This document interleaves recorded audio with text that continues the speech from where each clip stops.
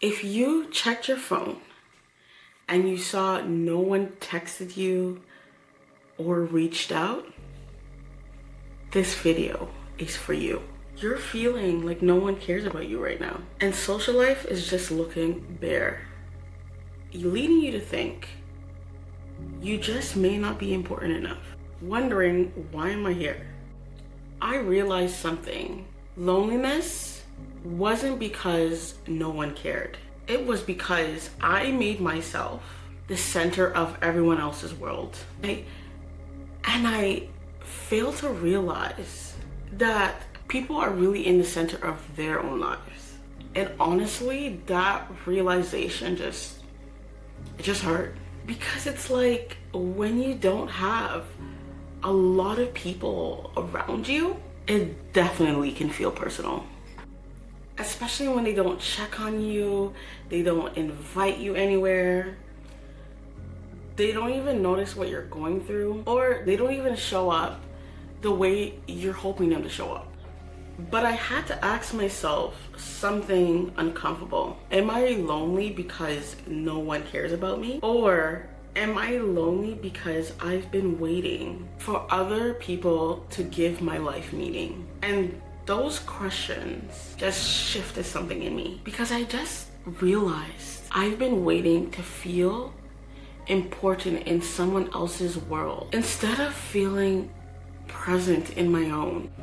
And maybe that's just where loneliness keeps some of us trapped. Not because we're unlovable, not because we're forgotten, but because we have accidentally made other people responsible for making our lives feel alive. But because we've accidentally made other people responsible for making our life feel alive again. And hear me out, and that's when I realized I had to become the star of my own life. Not in a selfish way, but in a way that says, I'm not gonna keep abandoning myself just because people have busy lives, just because they may not be thinking of me in the moment that I think they should. And honestly, this is why I created the 7-day self-connection reset, because I know what it feels like to be in that place where you're like, okay, I know I need to choose myself, but what does that even look like? So I made this simple tool so you can get started without even thinking. Every day or every week or whenever you have time and you just want to reconnect, you'll get a small idea or prompt that helps you reconnect to yourself, romanticizing your life again, and start seeing the beautiful person that you already are without waiting for someone else to validate you first. So if you're in a season where you're trying to become the star of your own life again, I'm going to leave the link in the description. You are worth it all. I was always looking for evidence to confirm the belief that no one truly cared. I was looking for external factors that supported the idea that I was completely alone and useless. Loneliness stemmed from believing I wasn't enough, that my presence and sense of being wasn't enough. But I learned this one thing. I had to stop running away from loneliness and thinking it was some type of curse. Loneliness can truly be a signal of something missing in your life. Every time I felt lonely, there were many patterns that I did. I would either stay in the house, I wouldn't converse with anyone, and trust me, I had the desire to make friends, but I refused to do the things that made me uncomfortable to make friends, so I can have people around me. And then I was stuck in that cycle that supported the beliefs that I had about myself. My fake beliefs. Okay, well, no one cares about me. Isn't it? In those moments, it was such a beautiful feeling to always feel like the victim. So it was like I wouldn't take the necessary steps to get myself out of it, but being a victim was my comfort. And I was afraid to admit that. But the truth is, the stories you believe will always have confirmation. It will always triumph. So if you choose to believe, well, I'm lonely and I'm never ever gonna make friends, no one's ever gonna care about me, that's the evidence that's gonna stay in place in your heart.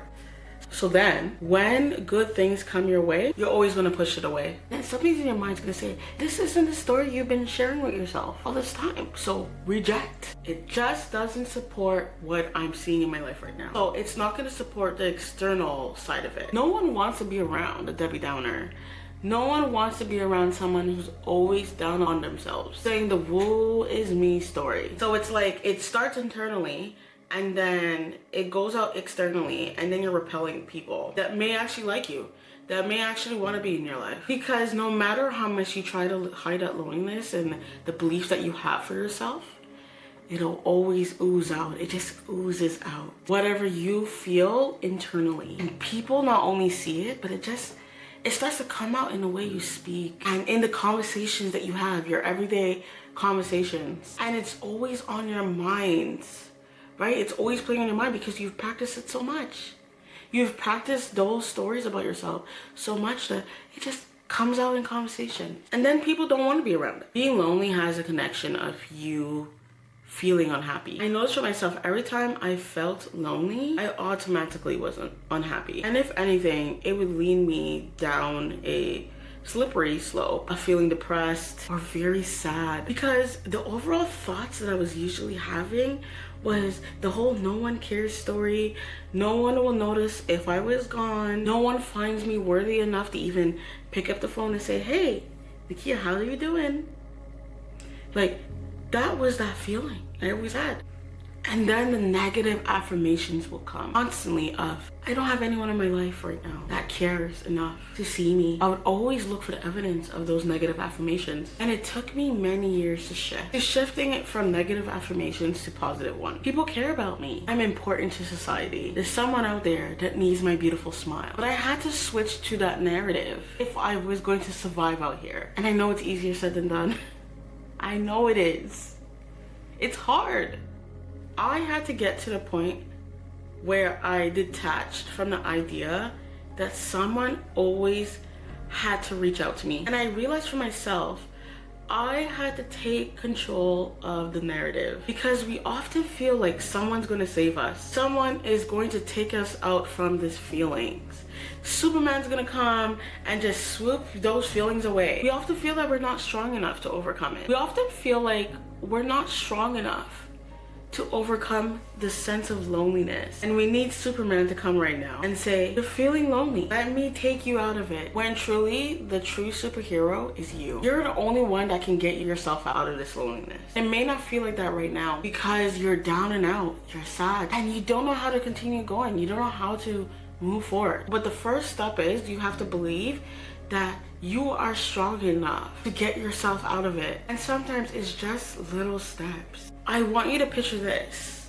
It's like you're making soup and then you taste it and you're like, this doesn't taste right. So then you would take a step and you're like, you know what? I'm gonna add some salt. And then you put an ounce of salt and then you taste the soup and you're like, oh, this tastes way better. Or it's like you're adding cream to your coffee to give it that oomph. And it's like the small actions is what makes all the difference. You didn't have to cross a whole mountain to make the soup taste better or the coffee taste better. All you had to do is take a small, tiny action. And that's what it's like when you're trying to push forward and overcome that feeling of loneliness. It's the small things. So maybe it's going outside and you're seeing people walk their dogs, or you're hearing a bird chirp, you're hearing a car go by, or it's just seeing someone give you a smile, or you give someone else a smile because you're helping someone else's day. And it removes that feeling of you just always looking at yourself and reminding yourself that you're lonely, and reminding you how important you are in society and how important you play in someone else's life to make them feel wanted and noticed. And maybe you go to a restaurant by yourself. Small steps. It may be scary at first. And you just sit by yourself and you place the order. Do you know it's the most liberating feeling? To go by yourself and just be with yourself. And then you maybe read a book while you're eating and you have conversations with the server. Little steps. And there's a sense of courage that develops when you start to do things by yourself. You start with yourself. I think that's what matters. It's not even just doing things by yourself. It's just a sense of courage. Like, it's a sense of power when you choose to see yourself as someone that can overcome something, and you just choose to do something that you enjoy because you enjoy it. It's not attached to anything else. I remember during a period when I was so lonely, and it was around Christmas, and I really wanted to go to the Christmas market, but I was just like, oh, I don't have anyone to go with. I was like being a Debbie Downer on myself. I was like, it sucks. I don't have anyone to call to be like, hey, let's go to the Christmas market. But I remember I just had an extra desire, and I was like, I just want to go. And I have to admit, it was awkward. Like, I had to go in the lineups, and everyone was all coupled up or with their friends. And I was so afraid that everyone's gonna just look at me and say, look at her by herself. But you know what ended up really happening? No one even paid attention. Everyone was in their own conversations and in their own world. And I went inside, gave my ticket, and I remember just sitting and listening to the choir sing carols. And it was the most beautiful thing. I remember being so proud of myself because I was like, oh my gosh, I made it out. And I'm just enjoying just being around everything that's so Christmassy, and drinking hot chocolate and having like, I think I had like a hot poutine or something like that, and it cold, and I just sat there. It was freezing, but I sat there and just enjoyed it. And that's when I realized, I was like, this is not so bad. It was like I switched my focus from, oh, like this is what my circumstances is right now, and I switched it to the things I was enjoying, what I was seeing, and just being around people and just hearing the jingles. It did something for me because I was like, okay, I can do this. It showed me a new type of evidence. It showed me how strong and powerful I am and how enough I am. It showed me that I was not stuck in this loneliness bubble, and I could truly feel happy. I can make myself feel happy doing things I enjoy.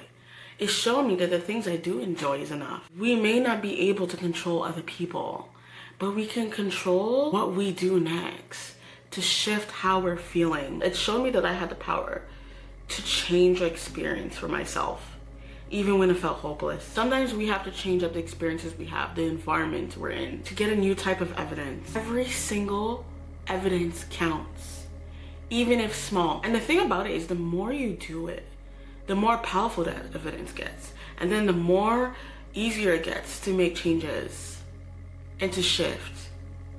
But it starts with one small step. And I'm gonna say this, it didn't wipe out my loneliness completely that first day I went to the Christmas market, but it sure helped the level of my loneliness to decrease. And honestly, I think we've gotten loneliness so wrong, because maybe loneliness is not always a sign that your life is empty. Maybe sometimes it's an invitation to come back to yourself. So if you want to stop waiting for your life to feel exciting and start creating small moments, and remind yourself, I'm still here, I still matter, my life is still worth showing up for. I created a 7-day self-connection reset to help you start that journey. You don't have to do this alone. It's for the woman who wants to just embrace who she is right now, reconnect with herself, and begin making her own life feel meaningful again. One small moment at a time. I'll leave it linked below, and I'll see you in the comments. I want to hear about your experiences when it comes to loneliness, because this was mine.